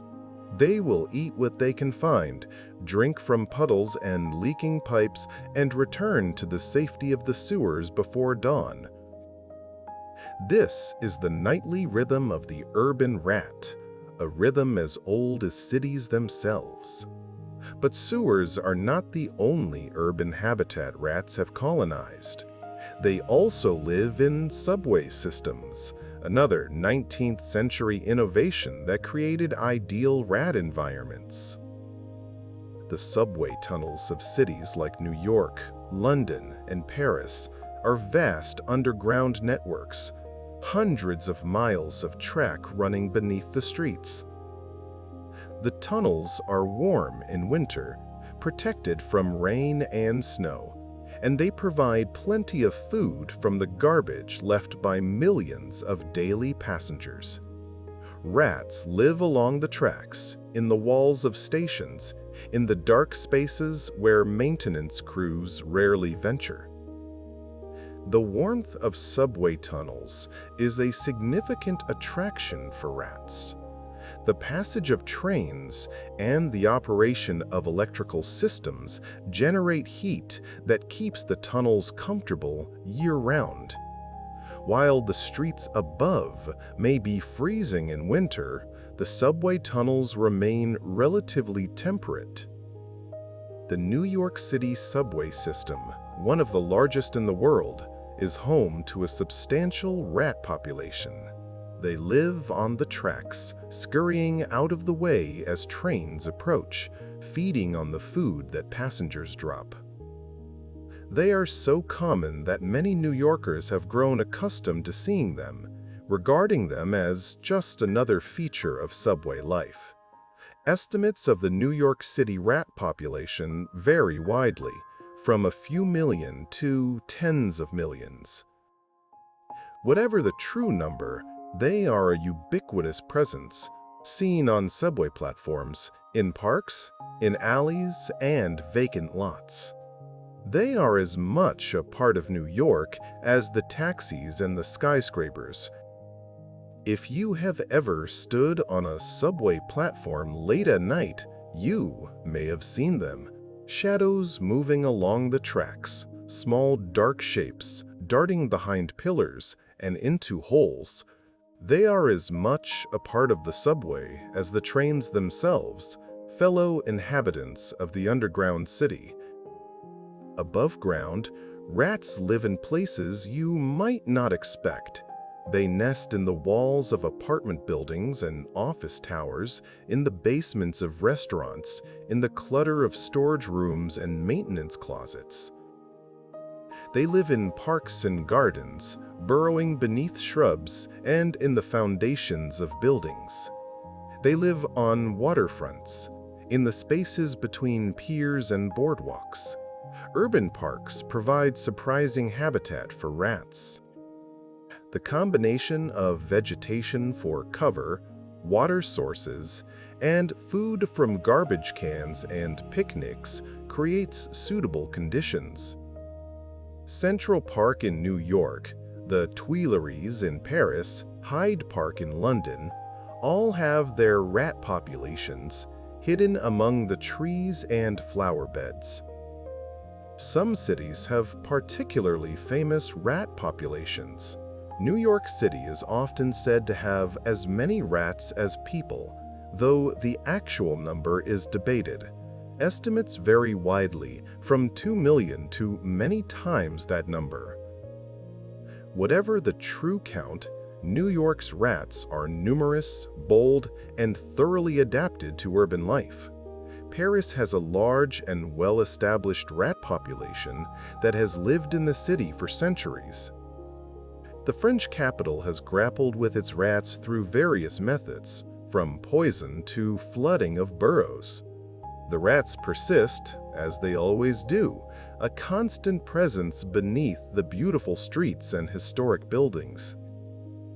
The catacombs of Paris, those vast underground ossuaries containing the bones of millions, are also home to rats. They navigate the tunnels that tourists rarely see, finding food and shelter among the bones of the dead. It is a strange coexistence, the living and the dead sharing the same dark spaces. London's rats are legendary, immortalized in countless stories and studies. The city that once employed Jack Black, rat catcher to the Queen, still struggles with its rat population today. Modern London has implemented sophisticated pest control programs, but the rats remain, a living link to the city's long history. Mumbai, one of the world's most densely populated cities, has a rat population to match. The rats of Mumbai live alongside millions of humans, sharing the same crowded spaces, the same limited resources. They are part of the urban ecosystem, as integral to the city as its human inhabitants. But virtually every city in the world has rats. They are as universal as the cities themselves, a constant of urban life across cultures and continents. From Tokyo to Toronto, from Cairo to Copenhagen, rats make their homes wherever humans gather in sufficient numbers. The relationship between humans and urban rats in the modern era is complex. On one hand, rats are pests. They contaminate food, spread disease, damage property, and disturb the peace. Cities spend millions of dollars every year on rat control, employing exterminators, setting traps, and deploying poison. The war against rats is ancient and ongoing, and it has no end in sight. The economic costs of rats are substantial. They consume and contaminate food stores. They gnaw through electrical wiring, sometimes causing fires. They damage structures by burrowing into foundations. They create health hazards through their droppings and the diseases they can carry. Cities invest heavily in control measures, yet the rats persist. On the other hand, there is something almost admirable about the rats' persistence. They have survived everything humans have thrown at them: poison, traps, predators, disease, the destruction of their habitats. They adapt to new poisons within generations, learn to avoid traps, and find new places to live when their old homes are destroyed. In their own way, they are as tenacious and resourceful as humans themselves. Some scientists have suggested that rats and humans are engaged in an evolutionary arms race, each side constantly adapting to the other's strategies. Humans develop new poisons. Rats evolve resistance. Humans design better traps. Rats learn to recognize and avoid them. Neither side can win decisively, and so the contest continues, generation after generation. This evolutionary arms race has made rats remarkably adaptable. The rats that survive are those best able to cope with human efforts to eliminate them. Over generations, rat populations have become more cautious, more resistant to poison, more adept at avoiding traps. The rats of today are the descendants of countless survivors, each generation honed by the selective pressure of human control efforts. There is a certain peace in accepting this. The rats are not going anywhere. They have been with us for 8,000 years, and they will likely be with us for 8,000 more. Perhaps, rather than viewing them solely as enemies to be destroyed, we might also see them as fellow travelers, creatures who have found their own way to thrive in the world humans have built. Let your body sink deeper into rest now. Feel the tension leaving your muscles, the thoughts in your mind growing quieter and slower.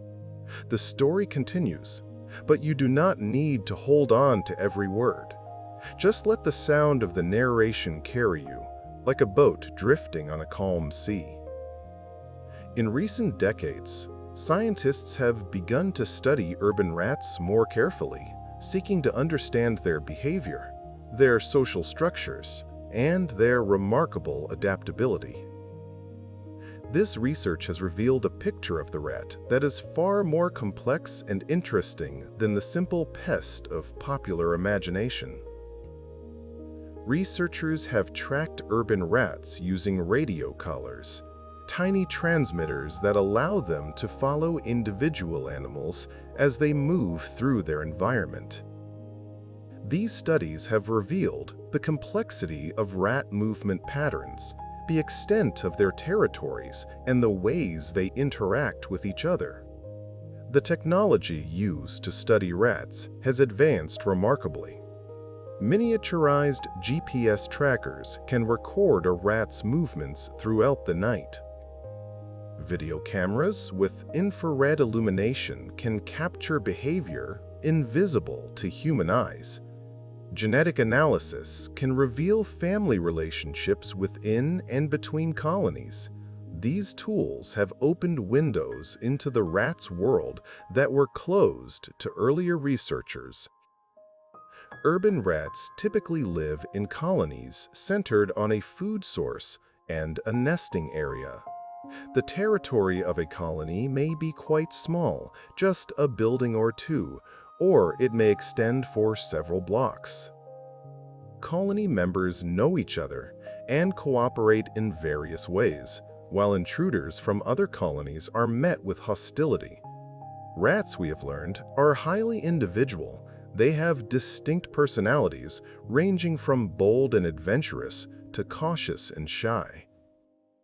These personality differences affect how they behave in the colony, how they respond to threats, and how they interact with other rats. A bold rat might be the first to discover a new food source, but it might also be the first to encounter a trap. A cautious rat might miss opportunities, but it might also live longer. Personality differences in rats are remarkably consistent over time. A rat that is bold as a juvenile will likely remain bold as an adult. These personality traits have a genetic component, but they are also influenced by early experience. Rats raised in enriched environments with more opportunities for exploration and social interaction tend to be bolder and more adaptable than those raised in impoverished conditions. Rats also have excellent memories, particularly for places. They build detailed mental maps of their environment, remembering not just where food and water can be found, but also escape routes, dangerous areas, and the locations of other rats. A rat that has lived in an area for some time knows its territory intimately. Every tunnel and hiding place, every path and obstacle. This spatial memory is so good that rats can find their way even when landmarks are rearranged. They seem to have an internal compass, an intuitive sense of direction that guides them even in unfamiliar territory. Some researchers believe this ability is related to the hippocampus, a part of the brain that is involved in memory and navigation in many species, including humans. The study of rat navigation has contributed significantly to our understanding of how brains encode spatial information.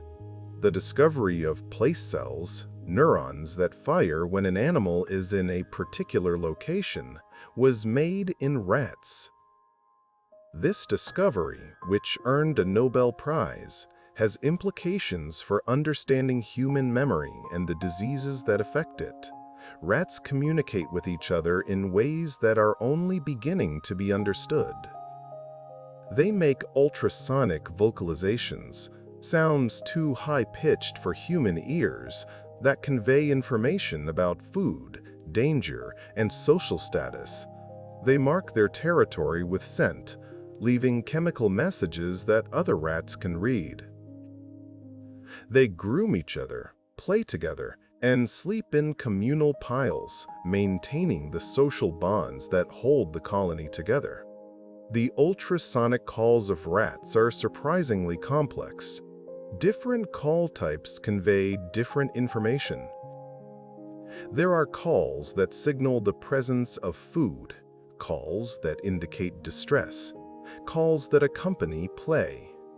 Young rats develop these calls as they mature, learning the vocal repertoire of their species. The social structure of a rat colony is hierarchical but flexible.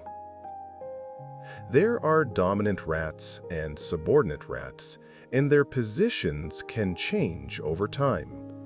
Dominant rats get first access to food and mates, but they also bear costs, including the stress of maintaining their position and the risk of conflict.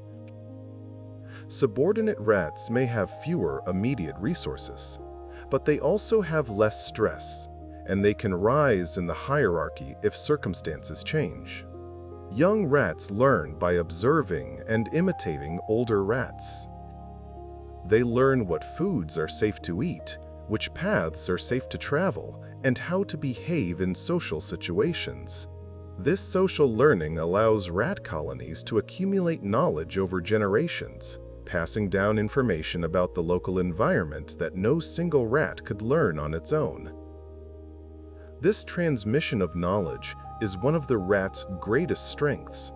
A new rat joining a colony or a young rat growing up in it does not need to learn everything from scratch. It can benefit from the accumulated wisdom of its predecessors, learning safe paths, food sources, and dangers from rats that have already discovered them. In a sense, rat colonies have cultures, distinct sets of behaviors and knowledge that are transmitted from generation to generation. The rats of one neighborhood may behave differently from the rats of another, not because of genetic differences, but because of what they have learned from their elders. These cultural differences can affect everything from foraging strategies to social behavior to responses to threats. All of this makes the urban rat a far more interesting creature than the simple pest of popular imagination. They are not just pests. They are problem solvers, social beings, individuals with their own personalities and experiences. They have adapted to life in human cities more successfully than almost any other wild animal, and they have done so through intelligence, cooperation, and flexibility. As the night grows deeper and your mind grows quieter, let these thoughts settle gently. There is no need to remember everything. Just let the ideas drift through your awareness like clouds across a night sky. The city sleeps now, or at least the human parts of it do. The office buildings are dark, their windows reflecting the lights of the streets below.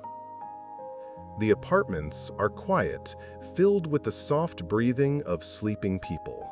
The restaurants and shops are closed, their doors locked, their kitchens still. But beneath the streets, in the sewers and tunnels, the rats are awake. They move through their underground world, following paths worn smooth by countless generations. They stop to drink at trickles of water, to nibble at scraps of food, to sniff the air for signs of danger or opportunity. A mother rat leads her half-grown pups on their first foraging expedition, teaching them the routes she learned from her own mother. She pauses at intersections, sniffing carefully, her whiskers reading the air. The pups follow close behind, learning by observation, imprinting on the paths they will travel for the rest of their lives. An old male, scarred from many fights, rests in a warm corner of the tunnel, conserving his strength. He has lived longer than most rats, surviving dangers that have killed many of his companions. His fur is graying now, his movements slower than they once were. But he still holds his place in the colony, respected for his experience, if no longer feared for his strength. A young female explores a new passage, her whiskers brushing the walls, her nose reading the chemical traces left by other rats. She is bold and curious, always pushing at the boundaries of known territory.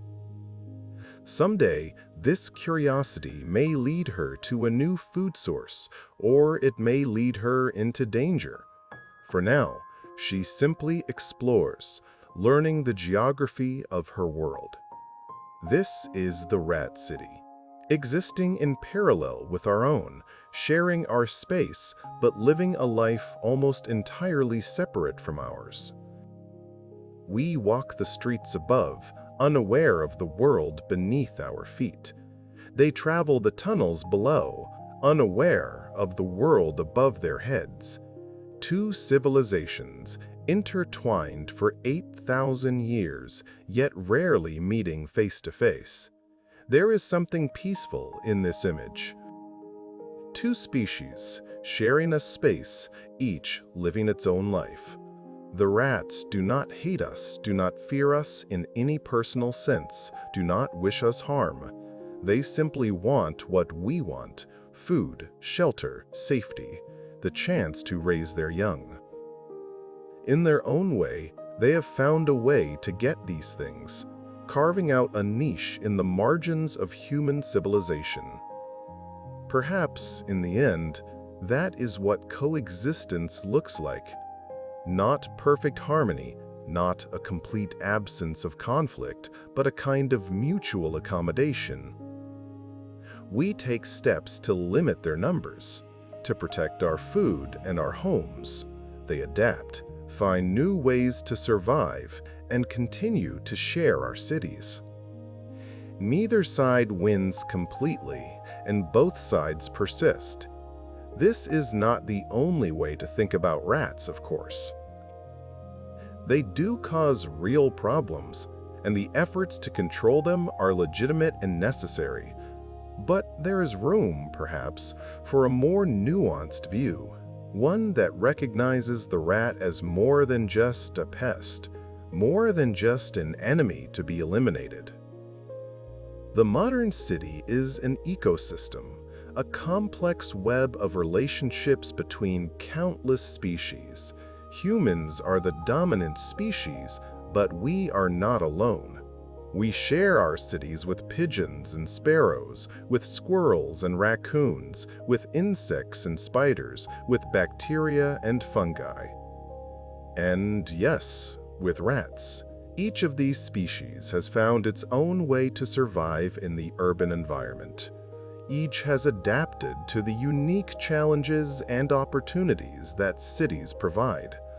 Together, they form a community, a living system that is constantly changing and evolving.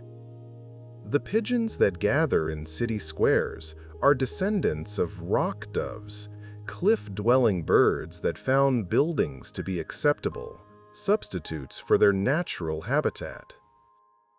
The sparrows that chirp in the bushes are descended from birds that lived around human settlements in the Middle East, much like rats. The squirrels that scamper through city parks have adapted to life in small green spaces, supplementing their diet with the food that humans provide. Even insects have adapted to urban life. Cockroaches, like rats, have followed humans for millennia, finding warmth and food in our dwellings. Bedbugs, nearly eliminated by 20th century pesticides, have made a comeback in recent decades, evolving resistance to the chemicals we used against them. The urban environment presents challenges, but for adaptable species, it also presents opportunities. Rats are part of this community. They have been part of it for as long as cities have existed. They will likely remain part of it for as long as cities continue to exist. Understanding them, even appreciating them, is part of understanding the cities we have built and the world we have created. As you drift toward sleep, let these reflections settle into stillness. The story is merely done, but you do not need to stay awake for the ending. If sleep comes, let it come. The words will continue, and perhaps they will weave themselves into your dreams. Consider, for a moment, the long arc of this story. 8,000 years ago, humans began to build permanent settlements, to store their grain, to live together in growing communities. And almost from the beginning, rats were there, finding their own place in this new human world. Through all the changes that followed, the rise and fall of empires, the spread of civilizations across the globe, the transformation of human life by industry and technology, rats have been constant companions. They have adapted to every change we have made, finding new opportunities in each new environment we create. They were there in the first villages of the Fertile Crescent, nibbling at stored grain in mud brick granaries. They were there in the great cities of the ancient world, in Rome and Athens, in Memphis and Babylon. They sailed with us across the seas, colonizing the Americas and Australia and the islands of the Pacific. They followed us into the industrial age, finding homes in the sewers and factories of modern cities. And they are here now, in the subways and skyscrapers of the 21st century, still adapting, still thriving. What will the future hold for rats and humans? No one can say for certain. Perhaps new technologies will finally tip the balance in our favor, allowing us to control rat populations more effectively than ever before. Perhaps rats will continue to adapt, as they always have, finding new ways to survive whatever we throw at them. Perhaps our relationship will change in ways we cannot predict, as both species continue to evolve, and as our cities continue to transform. One thing seems certain: rats will be part of our future, as they have been part of our past. For as long as humans build cities, rats will find ways to live in them. They are our shadow, our reflection, our fellow travelers on this long journey through history. If this story has helped you relax tonight, you are always welcome to return, subscribe, and explore more quiet journeys like this one. But for now, let the story rest, as you yourself are resting. The city conquerors have built their empire. 8,000 years of history, from the first grain stores of the Fertile Crescent to the subway tunnels of the modern metropolis. They have traveled on ships and caravans, survived plagues and poisons, adapted to every challenge humans have presented. They are survivors, perhaps the greatest survivors the mammal kingdom has ever produced. And now, as the night grows late and the world grows quiet, they settle into their nests to rest. The mothers curl around their pups, warming them with their bodies. The old rats find comfortable corners and sleep deeply, their work done for another night. The young rats dream whatever rats dream, perhaps of tunnels and food, of paths through the darkness. Beneath the cities, in the sewers and basements, in the forgotten spaces and hidden corners, the rats are at peace. And above them, in beds and chairs, in quiet rooms, the humans are at peace too. Two civilizations, sharing the night. The night is deep now. The moon has set, or perhaps it never rose, hidden behind the clouds that blanket the city. The street lights glow on, indifferent to the hour, casting their orange light on empty streets. A gentle wind stirs the leaves of the few trees that grow along the sidewalks. And somewhere far away, a clock tower chimes the late hour. In an alley behind a restaurant, a rat emerges from a hole in the foundation. It pauses, sniffing the air, reading the invisible signals that fill the urban night. The scent of cooking oil lingers from the evening service, the smell of garbage from the dumpster, the faint musk of other rats who have passed this way before. Satisfied that all is safe, it moves forward, its claws clicking softly on the concrete. It finds the remnants of a meal, discarded in a bag beside the dumpster. It tears through the plastic with its teeth, revealing the treasures within: a few bites of bread, some wilted lettuce, a piece of cheese. It eats quickly but without panic, alert to the sounds around it but confident in its knowledge of this place. When it has eaten its fill, it grooms itself carefully, cleaning its fur and whiskers. Then it turns and makes its way back to the hole in the foundation, back to the nest where its family waits. the night's work is done. This small scene has played out countless times in countless cities over countless years. It will play out again tomorrow night, and the night after, and the night after that. It is the rhythm of the rat's life, as steady and predictable as the rising and setting of the sun. And perhaps there is comfort in that steadiness. In a world that often seems chaotic and unpredictable, the rats continue their quiet routines, generation after generation. They ask for nothing from us, expect nothing, need nothing but the scraps that fall from our tables and the dark spaces we leave unguarded. They are, in their way, a constant, a reminder that life persists, adapts, finds a way.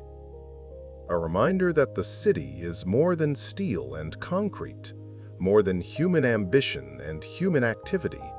It is a living place, home to countless creatures, each pursuing its own small existence. Let your breathing slow now to the rhythm of sleep. Deep and slow, in and out. Feel the weight of your body settling into softness, the gentle pull of sleep drawing you down. The story is ending, as all stories must, but the world goes on, patient and persistent. The night wraps around the city like a blanket, soft and dark. The sounds of the day have faded, replaced by the quiet hum of a sleeping world. Somewhere, a night bird calls, its voice thin and distant. Somewhere, water drips from a pipe, a steady rhythm like a slow heartbeat. Somewhere, in the warm darkness of a burrow, a family of rats sleeps, curled together for warmth. You can let yourself drift now, carried by these gentle images. There is nothing more you need to do, nothing more you need to think about. The world will still be here in the morning, with all its complexities and wonders. But for now, there is only rest, only peace, only the soft surrender to sleep. Close your eyes now, if they are not already closed. Let your breathing slow to the rhythm of sleep. Let the weight of your body sink into softness.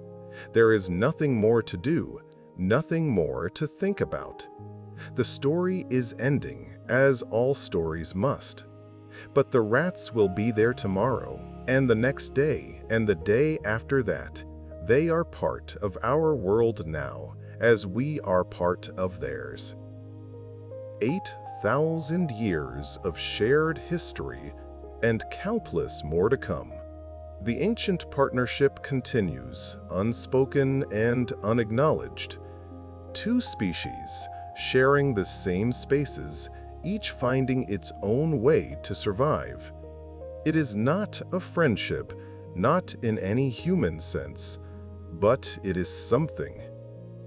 A relationship, a connection, a shared history that stretches back to the dawn of civilization. And as you drift into sleep, perhaps you can hold that thought gently. That we are not alone in our cities, not alone in our world. That life finds its way into every corner, adapts to every circumstance, persists through every challenge. That even in the darkest tunnels beneath the busiest streets, small creatures are living their lives, raising their families, going about their business. There is something comforting in that thought, something that speaks to the resilience of life, to the endless creativity of evolution, to the fact that our world is richer and more complex than we often realize. The rats are not our friends, but they are our companions, whether we like it or not.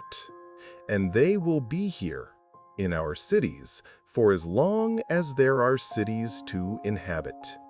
Sleep Well, dream gently, and know that in the quiet darkness, the world goes on, patient and persistent, waiting for the dawn. The city rests, the rats rest, and you too can rest now. Good night.